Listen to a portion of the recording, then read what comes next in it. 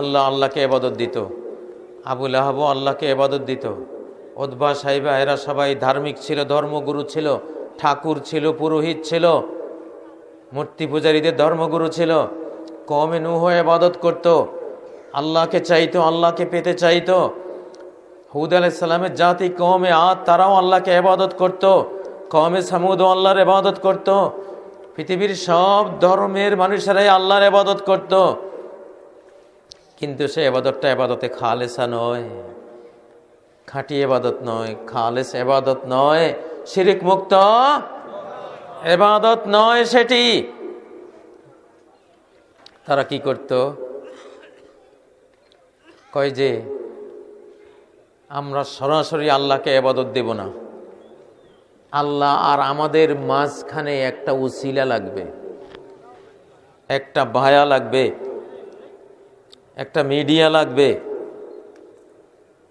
আমরা সেই ভায়াকে, সেই মিডিয়াকে, সেই উসিলাকে ইবাদত দেব, সেজদা দেব, রুকু দেব, প্রার্থনা দেব, সব দেব, সে আল্লাহর কাছে পৌঁছাবে। আল্লাহর সাথে যত যোগাযোগ তার হবে, আমাদের যোগাযোগ আল্লাহর সাথে দরকার নাই। সারা পৃথিবীর সমস্ত শিরিককারী জাতির সর্বনাশটা এখানে হয়েছে। সূরা জুমারের 3 নম্বর আয়াতে কওমে নূহের শিরক, কওমে আদের শিরক, কওমে সামুদের শিরক, কওমে লূতের শিরক, কওমে মূসার শিরক, কওমে ঈসার শিরক, কওমে মুহাম্মাদের শিরক, সব শিরকগুলি একটাই শিরক যে আল্লাহকে সরাসরি পাওয়া যাবে না, আল্লাহকে পেতে হলে কোনো উসিলা ধরতে হবে। গন্ডগোলটা এখানেই। নবীরা বলতেন আল্লাহকে পেতে হলে আল্লাহর বান্দার মাঝখানে কোনো উসিলা, কোনো ভায়া মিডিয়া, কোনো মাধ্যম, কোনো দালাল মাবুদ লাগবে না। আর সব মুশরিক জাতিরা বলতো না, লাগবে। মা না'বুদুহুম ইল্লা লিয়ুকাররিবুনা ইলাল্লাহি যুলফা। হে মুহাম্মদ, তুমি মনে করো না তুমি কেবল আল্লাহর ইবাদত করো, তুমি কেবল আল্লাহকে চাও, তুমি কেবল আল্লাহওয়ালা হয়ে গেছো। আমরাও আল্লাহওয়ালা, আমরাও আল্লাহকে চাই, আমাদের উদ্দেশ্য আল্লাহ। আমরা এই মূর্তিগুলিকে, এই অলিয়া উলিয়াগুলিকে আল্লাহর আমাদের মাঝখানে একটা বায়া উসিলা মাধ্যম হিসাবে দাঁড় করিয়েছি। এদের সাথে আল্লাহর হটলাইন আছে, গরম উষ্ণ যোগাযোগ আছে। আমরা গুনাহগার বান্দা, না খান্দা বান্দা, নিকৃষ্ট বান্দা, আমাদের ইবাদত কি আল্লাহ সরাসরি নেবেন? নেবেন না। এই জন্য এইসব অলিয়া উলিয়াকে আমরা ইবাদত দেই, তারা আমাদের ইবাদতগুলি আল্লাহর কাছে পৌঁছাবে। আমার কলব পীরের কলবের দিকে মোতাবাজ্জে হবে কেন? আমার কলব কি সরাসরি আল্লাহর দিকে মোতাবাজ্জে হলে চলবে না? চলবে না? আমাকে বিশ্বাস দেয়া হলো যে না চলবে না, তোমার এই যোগ্যতা নাই, তুমি ফলনার ফলা তল না, তোমার কলবের সেই পাওয়ার নাই যে তোমার কলব সরাসরি আল্লাহর দিকে যাবে।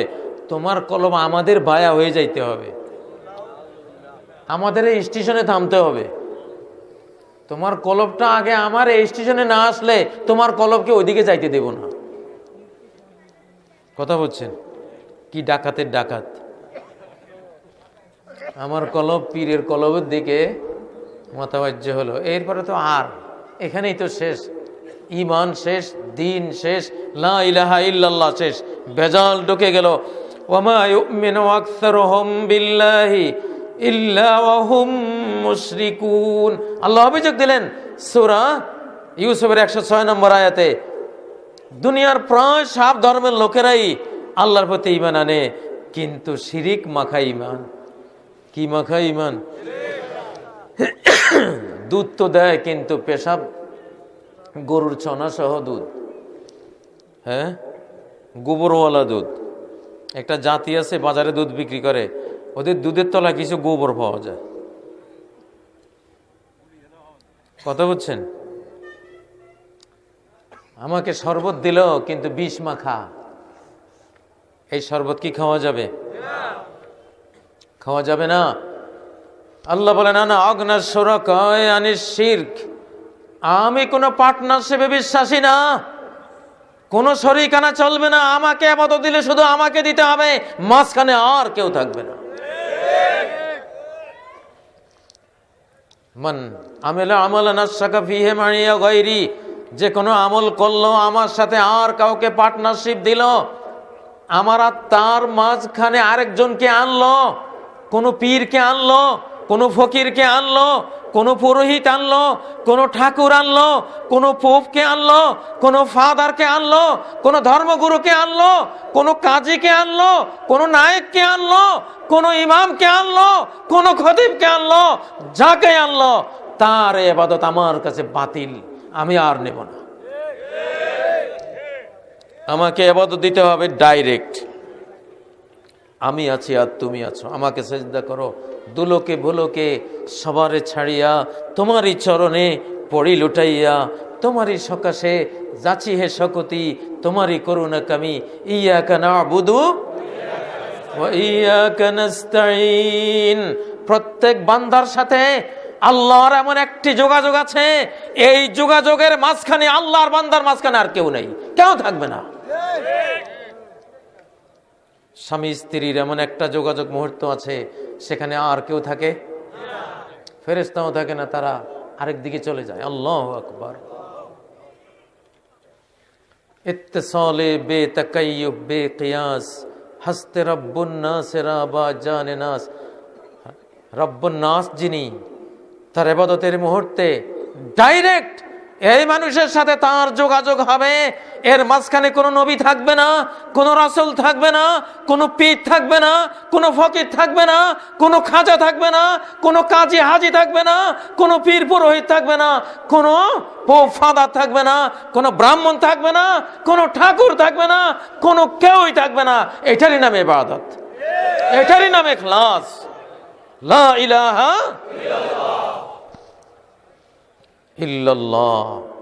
জুমার দিন ইমাম সাহেব সবার সামনে দাঁড়িয়ে আছেন, পাঞ্জেগানা নামাজে ইমাম সাহেব সবার সামনে দাঁড়ান, পিছনের মুসল্লিরা যদি বলে উনি আমাদের উসিলা, আমরা ইবাদতগুলি উনাকে দেব, উনি আল্লাহকে দেবেন। আমাদের সবার কলব ইমাম সাহেবের দিকে মোতাওয়াজ্জ হইল, আর ইমাম সাহেবের কলব আল্লাহর দিকে মোতাওয়াজ্জ হইল। এইটা বললে নামাজ সাথে সাথে বাতিল, নামাজ তো বাতিল, গোটা ইসলামী জিন্দেগি বাতিল, গোটা ইমানি জিন্দেগি বাতিল।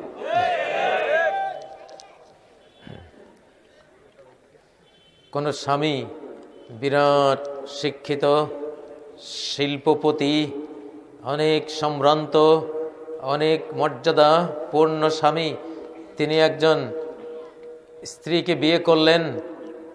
বিয়ের পরে স্ত্রী যদি বলে এত বড় স্বামী, এত উচ্চ শিক্ষিত, এত বড় শিল্পপতি, এত রাজকীয় ফিগার, এত সুন্দর, এত মর্যাদাবান স্বামী, না না না, আমি কি তার শয্যায় তার কাছে আমি থাকতে পারি? না, আমি থাকবো সেলিমের সাথে। আর সেলিম আমার কখন কি লাগবে আমার স্বামীকে গিয়ে পৌঁছাবে। আমি সেলিমের বিছানায় ঘুমাবো, সেলিমের রুমে থাকবো, সেলিম আমার স্বামীর সাথে যোগাযোগ মেনটেন করবে। আমার শাড়ি লাগবে, সেলিম আমার স্বামীকে বলে এনে দেবে। আমার আলতা, তারপরে স্নো পাউডার, লিপস্টিক লাগবে, আমার সেলিম আমার স্বামীর কাছ থেকে টাকা এনে আমাকে এনে দেবে। তারপরে যা যা লাগে আমি আছি সেলিমের সাথে, সেলিম আছে আমার স্বামীর সাথে। এই ভায়া মিডিয়া যদি কোনো বইয়ে বাংলাদেশে তৈরি করে, জামাইয়ে বলবে শ্বশুরের ঘরের বেটি, তোর একদিন আর আমার একদিন। হ্যাঁ, হযরত সাদ ইবনে উবাদা বলেন, আরেক বেটার সাথে থাকা তো দূরে থাকুক, খালি যদি টের পাই যে আমার বউয়ের লগে এক বেটা, জীবনের কোনো এক মুহূর্তে একটা বেটা আমি দেখতেছি আমার বউয়ের লগে, আগে তলোয়ারটা নিয়া দরাবতুহু বিসাইফে গায়রা মুসাফফাহিন, বুখারীর হাদিস, তলোয়ারের তীক্ষ্ণ ধারের দিকটা দিয়া এক কূপে আগে ওই বেটাকে দু টুকরা করে ফেলে দেব। এরপরে আল্লাহ আমার কি বিচার করবে আমি জানি না। নবীজি শুনে বললেন, তাজাবুনা মিন গায়রাতে সাদ, সাদের স্ত্রীর মধ্যে এই শেরকত, এই পার্টনারশিপ, স্ত্রীর মধ্যে আরেক পুরুষের অংশীদারিত্ব সাদ কি মারাত্মক ঘৃণা করে, তার এই ঘৃণা দেখে তোমরা আশ্চর্যজনিত হয়েছ। আমি মুহাম্মদুর রাসূলুল্লাহর ঘৃণা তার চেয়েও আরো বহু গুণে মারাত্মক। আমি যে কি করব আল্লাহ ছাড়া কেউ জানে না। আর এই পার্টনারশিপের প্রতি আল্লাহর ঘৃণা আমি আর সাদের চেয়েও আরো ভয়ঙ্কর। আল্লাহ এই জন্য আল্লাহ সব হারামকে হারাম ঘোষণা করেছেন, অশ্লীলতাকে হারাম ঘোষণা করেছেন।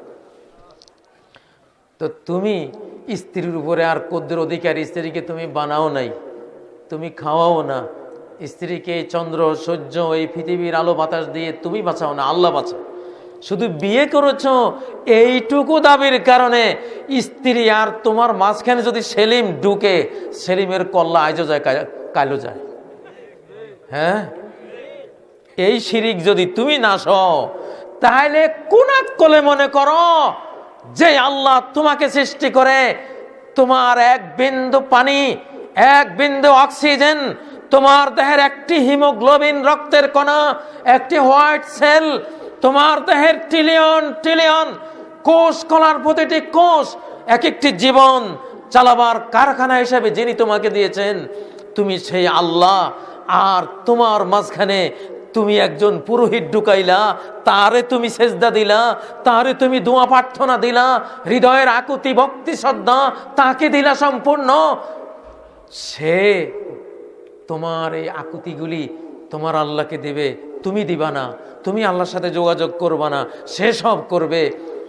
তুমি কি ভাবছো আল্লাহ তোমার এই সৃষ্টি পূজা, আল্লাহ আর বান্দার মাঝখানে এই শরীক পূজা, এই ব্যক্তির পূজাকে আল্লাহ মেনে নেবেন? মেনে নেবেন? আল্লাহ কোনোদিনও মেনে নেবেন না। এটা আল্লাহ রুবুবিয়তের প্রতি অপমান, আল্লাহর উলুহিয়তের প্রতি অপমান, তার পরম সুন্দর সমুন্নত গুণাবলীর প্রতি অপমান। কোন শিশু যদি মাকে মা বলে না ডাকে, মায়ের কোলে একটু না আসে, মায়ের রান্না করা খাবার একটু না খায়, কোনোদিন মাকে মা ডাকে না, চাচিকে গিয়া বলে চাচি আমার মায়ের কাছ থেকে ভাত এনে দাও, ভাবি আমার মায়ের কাছ থেকে আমার ড্রেস এনে দাও, তারপরে অমুক মাসি আমার মায়ের কাছ থেকে এটা এনে দাও, কোনোদিন মাকে মা ডাকে না। শিশু যদি মাকে মা বলে না ডাকে, এটা মায়ের মাতৃত্বের জন্য অপমান নাকি সম্মান? বিরাট অপমান, বিরাট অপমান। মা বলবে তোরে তো তোর চাচি পেটে নেয় নাই, আমি পেটে নিয়েছি, তোর ভাবি তোকে দুধ পান করায় নাই, আমি দুধ পান করিয়েছি, আজকে তুই আমাকে ভুলে তুই একটু ডাইরেক্ট আমার কাছে আসতে, তুই তোর মনে চেতনা জাগে না, তুই চাচি ভাবি মাসি এদের পিছনে ঘুরিস। কোনোদিন এই মা শিশুকে ক্ষমা করবে না, সে তার মাতৃত্বকে অপমান করেছে, ঠিক না?